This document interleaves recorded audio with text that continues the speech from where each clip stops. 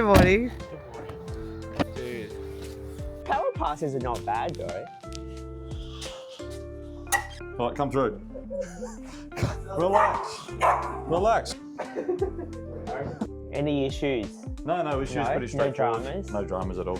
No asbestos behind? No asbestos. It was all plaster. Yeah. So what are we doing? Shower down here? Yep, Shower shower base? 1200. Yep. No, it's going to be a tiled shower. Yep. 1200 shower and then a 1200 vanity. They were measured yesterday. So materials for them will get ordered Yep. at some point, probably later in the week. And the install of that will happen in about 2 weeks' time. So tell me, Joe, if we wanted to move the location of a shower on a concrete base, how do we do this? It can be done. I normally tend to not go that route because it just undermines the structure, Yep. the structure of the slab. Because you're then chasing through the slab, we'll then going through building permits. Ideally, meant to get engineering and Yep. everything done, which most people don't do. That's right. Yeah. So it's more cost effective to try and keep the Existing layout and just work with the existing layout. The toilet's coming here. everything staying where it is, Sits just there. modification to the sizing. Bigger shower, more modern shower. Cool, let's have a look at the laundry. And the laundry's nothing to it. Pretty straightforward. Pretty straightforward. Wall-to-wall cabinet on the bottom. Yeah. Overheads, they've all been measured again yesterday. What's Now get happening? installed. That were the old hot and cold washing machine Yeah. stops. So So you now just they'll tapped get it up. connected with a Yeah. tri-valve. Tri-valve will be one for the mixer and there will be a separate tri-valve for the washer, under bench washer. Do you want to explain what a tri-valve is? Tri-valve is instead of having 4 lugged elbows, all these penetrations through the cabinet, there'll be just 2 lugged Yep. elbows with a tri-valve. So there'll be 2 points for the hot and 2 points for the Yep. cold for the washing machine to connect to either one of them. Just quicker, easier, less mess under the cabinet with pipes and stuff all over the place. So all's coming along. Yeah, and then there's the toilet, but there's not much in there. It's still left a temporary toilet. Yeah. So once you hook up the other one, you switch over this one. Oh, they'll probably go, Yep. the floors will get done in both rooms on the same day. Yep. The temporary toilet will probably go back in Yep. until the permanent one comes in. I believe from the last time you come through, it's just mainly demolition, electrical roughing and plumbing roughing. What is a water stop, Joe? Why is a water stop important? The water stop's good, so if there's any minor leak or anything, it'll stay contained within the wet area. It'll stop damage entering your rooms adjacent, so the timber flooring in the hallway or the areas in the kitchen. If there is an overflowing sink or whatever, but it makes a big difference. Waterproof standards, how high do we need to go? We'll make sure that the waterproofing terminates less than 100 millimetres because we're having tiled skirt in these rooms. Same thing with the shower, so the perimeter on a concrete slab will terminate at 100 mil, and the penetrations for, in that case, the wall basin mixer will have waterproofing around the penetration there. And shower goes to 2.1. The shower in this case will go to 2.1, yes. We're doing this job, it will get done in stages. We're working on these 3 rooms mainly, a little bit of work in the kitchen, and then once these are done, we're gonna strip the rest of the tiles in the kitchen meals area. It's quite a large job. Talk us through what's happened since we last came in. Obviously, a fair bit of demo. You've cleaned up the slab. Basically a clean slate. Tiles easy to come off. Tiles come off quite easily, And then plumber come through, he modified the waste point for the shower to bring it into the centre for a tiled shower base. Roughed in the shower mixer, basically all new plumbing rough-in for all the new fixtures. And then the electrician came through and did modifications, electrical work. And because he's got a particular electrician to assign to this job is going overseas this Saturday, we're here, we asked him to fit the whole job off. Shower niche going in?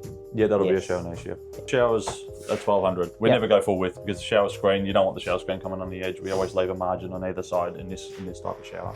But we don't predominantly fix through the waterproofing membrane. So that is there. Provide support for the wall lining, but the shower screen is normally fitted to the actual tile and not through the membrane. And why is that important? You don't want to be penetrating. It's a grey area, in my opinion. A lot of shower screen installers will drill through and then claim that they pump silicone in.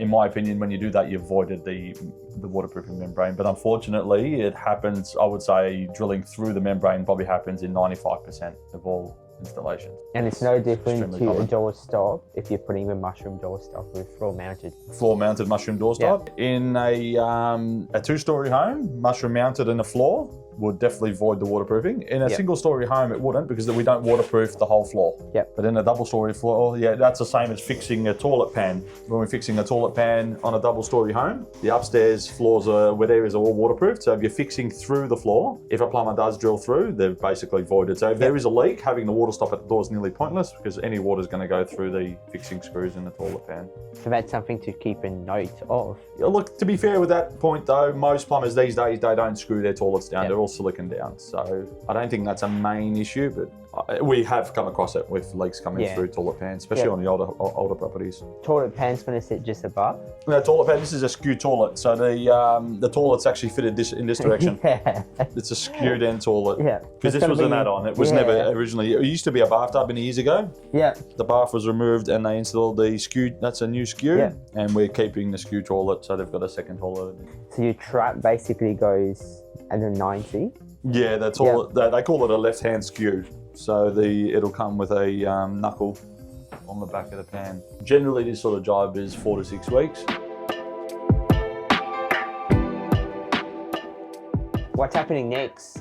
Today? Yeah, what's happening today? So today we're gonna, at my choosing, I wanna provide an extra structural brace in this wall before it gets sheeted. Why so? Yeah, so there is no brace here. Yep. It may not be needed, but it was my choice to add one, because if there is movement to this wall, it could compromise the waterproofing in the shower, and I'm not want to take that risk for the sake of a structural brace. So we'll provide So it's just a cross-X brace. a cross-tension brace to this wall. We'll check the mixers to make sure they're installed level. That's one thing I always check. I don't trust any trade. I'll double check that, and then the wall will get sheeted. Can you show us how you're going to double check that? The cover plate for this mixer runs horizontal. If this is on a slight lean, for argument's sake, and the tile happens to have a grout line close to that mixer plate, this being out of level, it'll look terrible. Absolutely. It's just a small attention to detail makes a big difference. And if you haven't checked this now, you run through your Then tile. you're going to do a bit of demo before the job's even finished.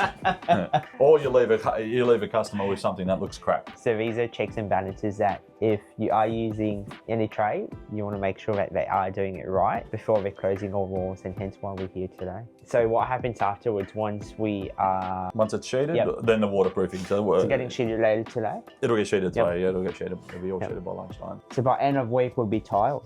No. This will be the last day here on this job. Yeah, it's just because you're shifting jobs. That's right, yeah. And drying times are important as well. So the waterproofing in that shower recess will need time to dry before we put a screed down. Now, my tiler's second generation. His dad did work for my father. So there's a lot of trust in that.